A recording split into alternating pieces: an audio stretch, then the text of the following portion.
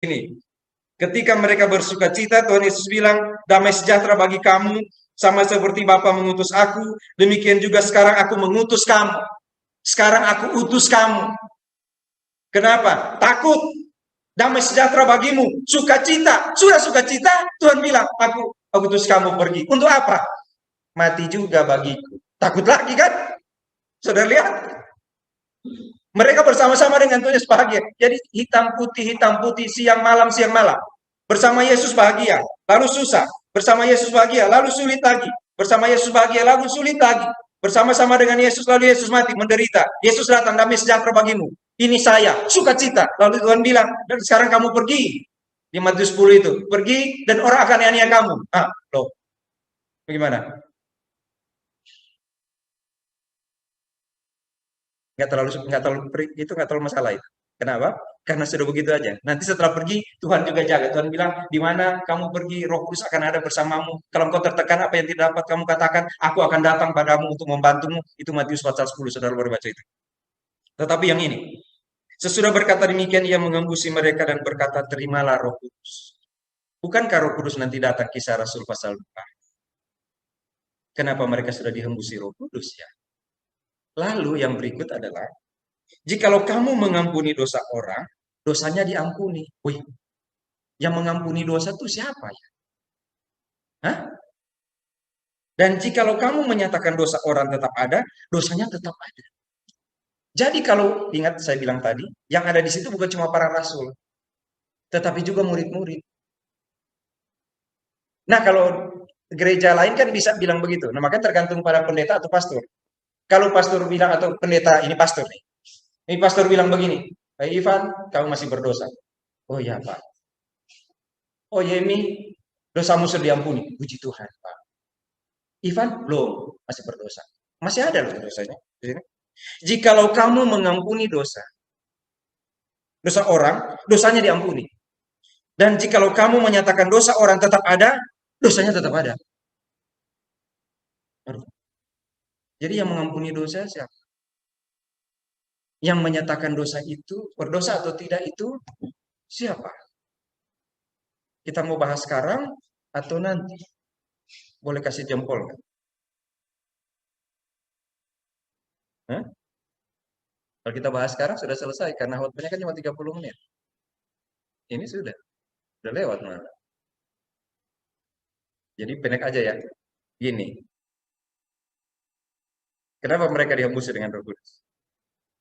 Masih ingat Yohanes pasal 14 dan 16? Saudara cek ya. Yaitu ketika Tuhan bilang begini, Roh Kudus itu akan mengingatkan kamu apa yang aku katakan padamu.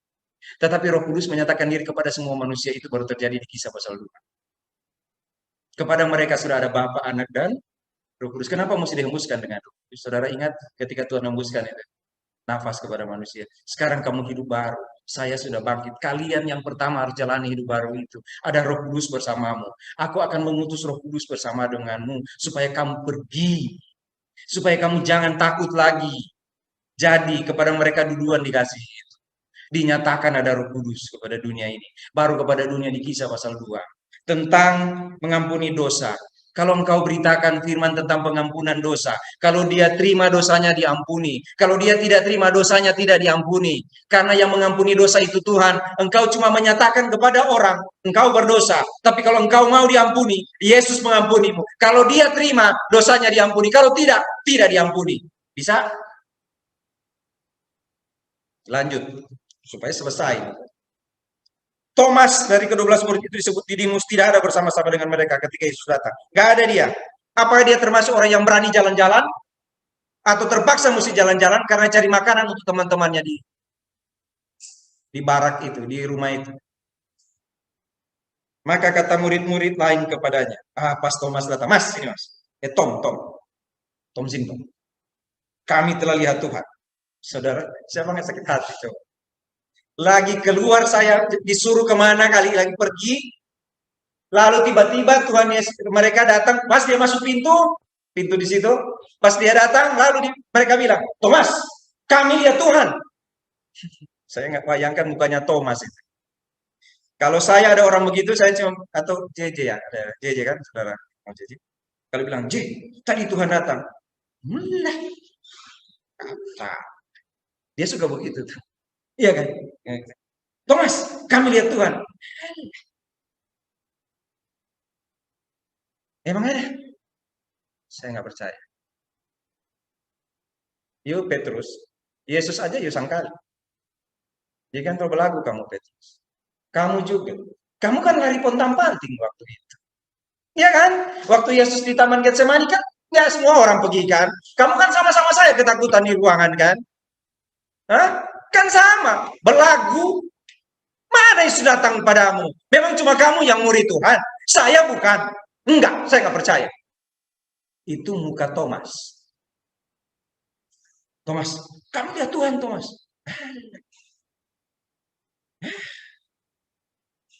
Nggak percaya. Tipe begini banyak, saudara.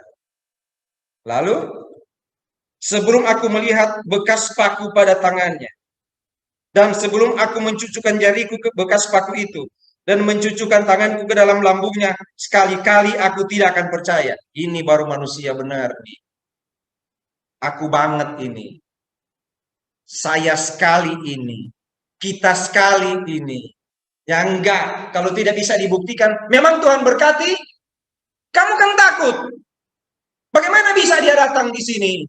Kamu kan di ruangan ini. Kan dia sudah mati. Tidak mungkin dia datang di sini. Nggak mungkin. Kamu kan penakut. Tidak mungkin. Jadi saya perlu bukti. Bukankah itu manusia sekali?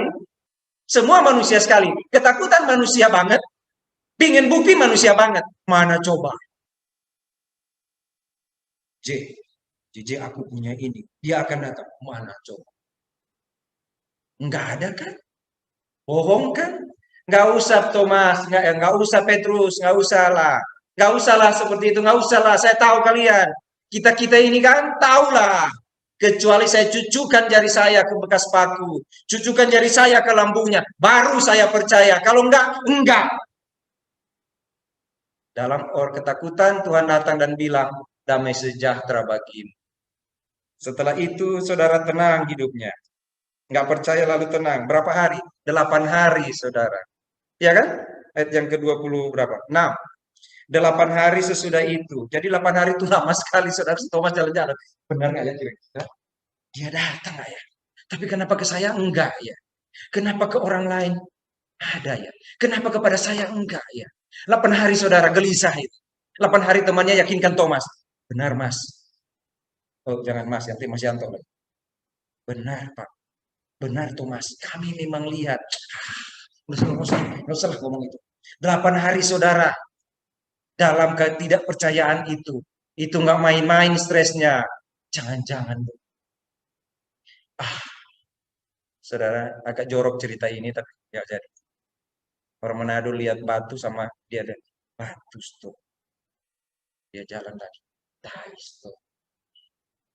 Batu. Ah, dia jalan lagi. Kotoran sapi. Kotoran dia jalan. Tapi sana dia panas. Ah, batu kan. Balik lagi. Setelah itu dia yang terjadi. Selama 8 hari Thomas seperti itu. Selama 8 hari Thomas pusing, benar kan? Akhirnya sudahlah. Mau dipikirin, nggak dipikirin, toh sama.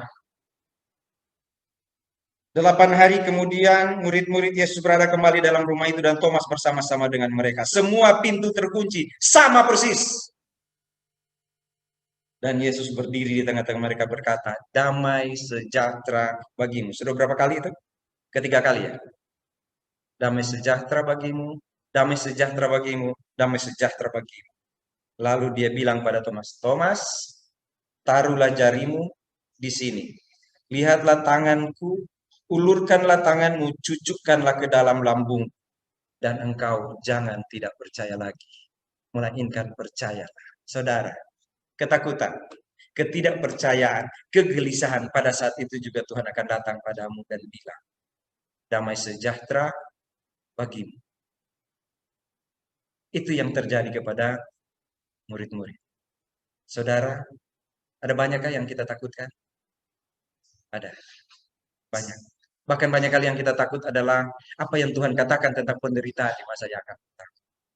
Kita akan bilang, aduh jangan sampai terjadi. Tapi nggak bisa, saudara. Alkitab nggak bisa dirubah. Alkitab bilang yang apa? Engkau dijaga oleh Tuhan. Engkau pasti diselamatkan. Engkau tidak akan lepas dari tanganku. Engkau diselamatkan. Tapi engkau harus pergi beritakan Injil. Dan kalau engkau beritakan Injil, engkau akan menderita. Tapi tolong ingat, aku menyertai kamu senantiasa sampai kesudahan alam. Ada saat kita takut.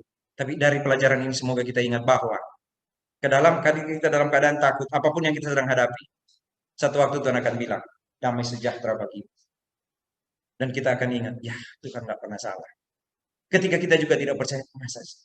Tuhan cuma berkati dia. Kok dia begitulah? Kok saya enggak ya? Kenapa Tuhan cuma perhatikan dia? Mungkin satu waktu Tuhan akan datang setelah 8 hari atau berapa hari. Tuhan akan datang dan bilang padamu, damai sejahtera bagi. Hendaklah engkau percaya, jangan tidak percaya lagi. Tolong ingat kata-kata itu, saudara. Jangan engkau tidak percaya. Jangan engkau tidak percaya lagi, melainkan percaya. Murid-murid yang lain bersuka cita. Kali ini Thomas lebih dari bersuka cita. Karena Thomas sujud di kaki Tuhan dan berkata, ya Tuhanku dan Allahku. Itulah bagian yang saya selalu katakan. Apakah Yesus itu Allah? Iya. Berdasarkan apa yang Thomas katakan. Ya Tuhanku dan Allahku. Yesus nggak bilang, jangan begitu. Tidak. Yesus itu memang Tuhan dan Allah. Lalu dia berkata, karena engkau telah melihat aku, maka engkau percaya. Berbahagialah mereka yang tidak melihat, namun percaya. Dalam banyak hal, saudara, kita tidak lihat apa-apa. Yang kita lihat di depan kita cuma tantangan, cuma masalah, cuma COVID, cuma penderitaan, cuma hal-hal yang aduh sulit sekali. Satu waktu Tuhan akan bilang pada damai sejahtera bagimu. Tuhan akan bilang itu. Dan dia akan bilang, jangan engkau tidak percaya lagi. Tolong saudara, jangan tidak percaya lagi. Berbahagialah mereka yang percaya, meski tidak melihat. Tolong jangan tidak percaya lagi. Kita boleh dalam keadaan ketakutan, kita boleh dalam keadaan cemas, sedih, dan sebagainya, karena orang-orang kita kasihi, atau mungkin karena kita ada masalah dalam hidup kita, tapi Tuhan akan bilang pada damai sejahtera. Tuhan selalu berkati kita.